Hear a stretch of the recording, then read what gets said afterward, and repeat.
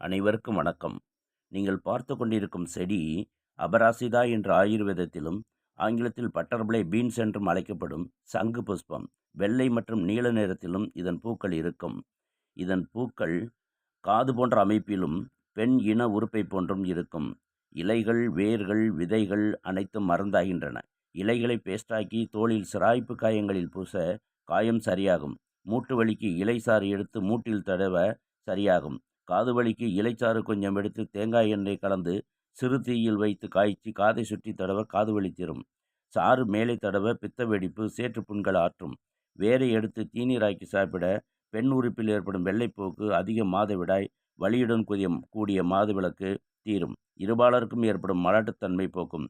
விந்தணுக்கள் அதிகரிக்கும். கருப்பை கோளாறுகள் சரியாகும். எனவே இந்த மூலிகையை அனைவரும் பயன்படுத்த கேட்டுக்கொள்கிறேன். கிருஷ்ணன் லைஃப் ஸ்டைல் சேனலை சப்ஸ்கிரைப் செய்து லைக் கொடுங்கள். நன்றி, வணக்கம்.